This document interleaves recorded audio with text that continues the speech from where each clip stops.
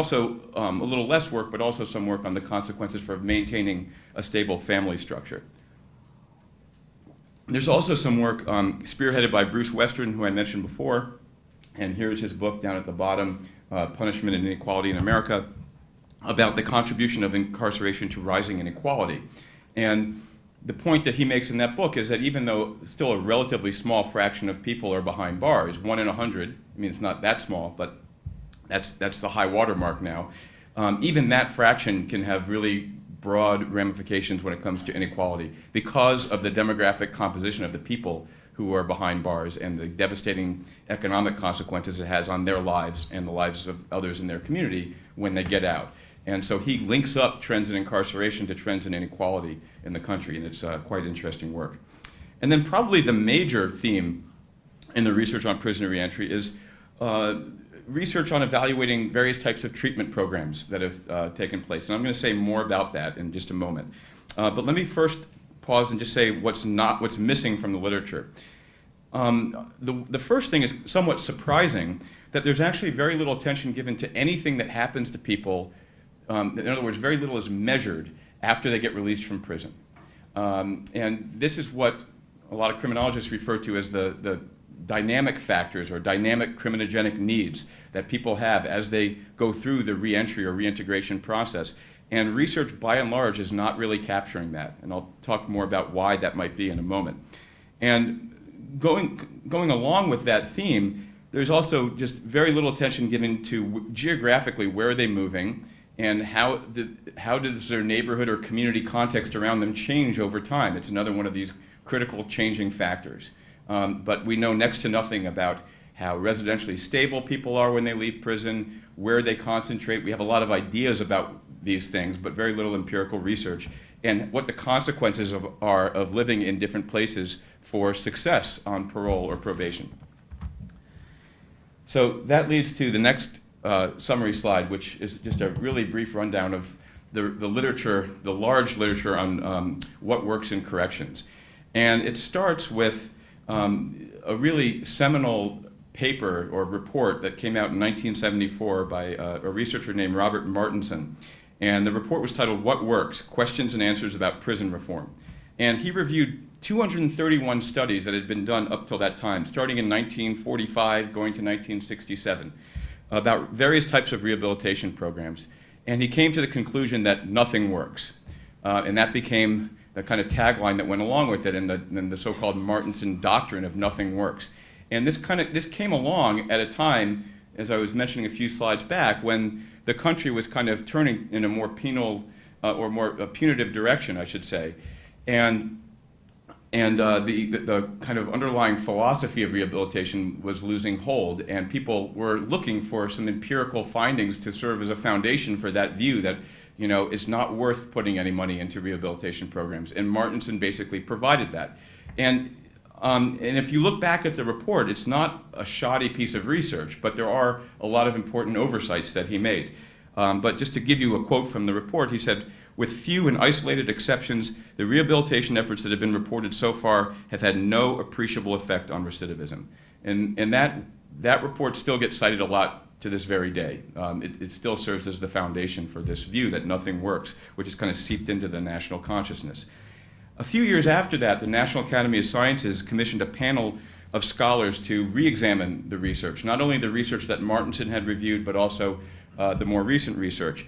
And they came to a somewhat different conclusion. This was like the first major rebuttal to Martinson. They said that they could understand where he drew his conclusions from, but he was overlooking a lot of methodological problems that flawed a lot of the studies that he was basing his estimates on. So there were a few things that he overlooked. That was one of them, a lot of methodological problems. I don't have time to go into detail about what those are. Another major thing was that of the 231 studies that he reviewed, there was only a very small proportion of those, just 80 studies, that actually looked at what we would think of as a rehabilitation treatment program. Most of them were looking at some form of sanctions, like what's the effect of having tougher sanctions, essentially, on recidivism.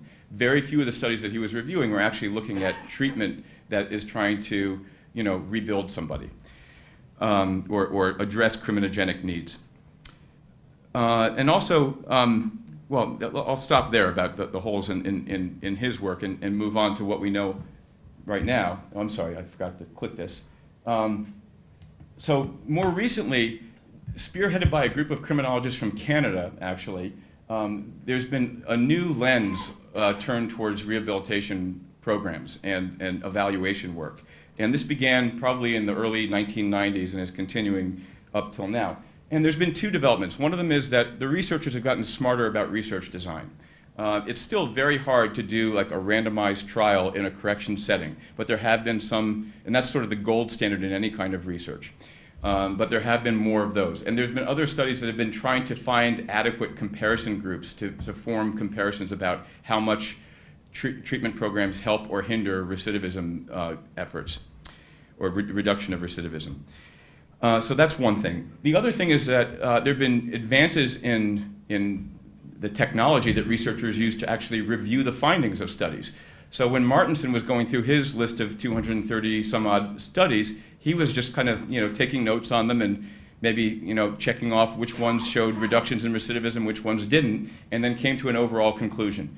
We now have statistical methods, and it's called meta-analysis. It's a technique to actually look at the estimates that you're getting on the effect size and the error that might be associated with those estimates, and to put together a more reliable number that represents like the average effect size across a whole range of different studies. And that's one of the things that this Canadian school has been bringing to the table in reviewing all this work.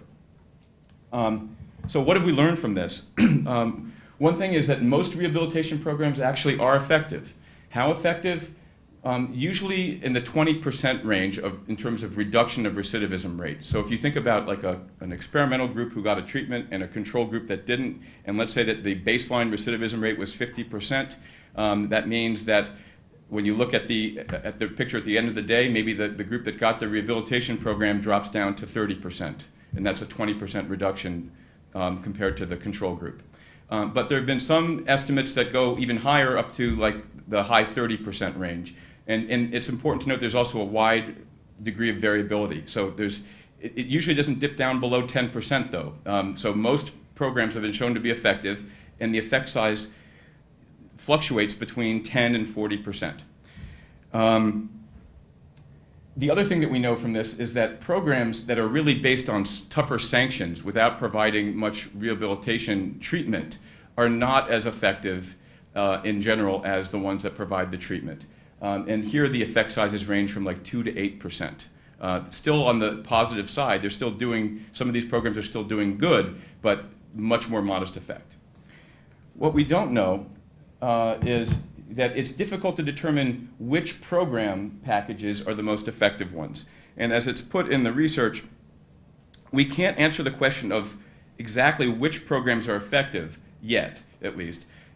But we're better able to answer the question of what are the characteristics of the various types of programs that have shown the largest effect sizes. And that's another thing that the Canadian school has done, is to point out what some of those principles are of these programs. And that's what I'm going to turn to next. The reason, by the way, that it's difficult to disentangle this is that it's really hard to kind of purely study the effect of one program when there's a multiplicity of different programs going on that people are exposed to. At least that's one of the reasons. So they've identified these principles at the very bottom of the slide of need, risk, responsivity, and program integrity. And I'm not going to dwell on these, but just to give you a sense of what they're talking about. Need refers to the criminogenic needs, like what the program should address the needs of the offender. So you should be doing a better job assessing what's going on in that person's life and tailoring programs to meet those needs. Risk refers to their risk of recidivating or committing acts of aggression or other things.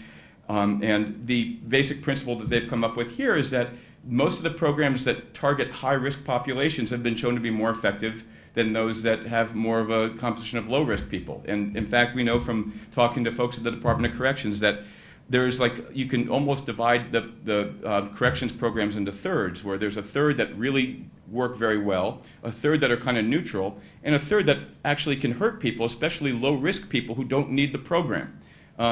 If you're sitting through an anger management course just to get out of prison, and you don't really need that course, and your life afterwards is not going to be affected by whether you have that course, then you could imagine that might make you very angry just sitting in that anger management course. So that's the risk principle.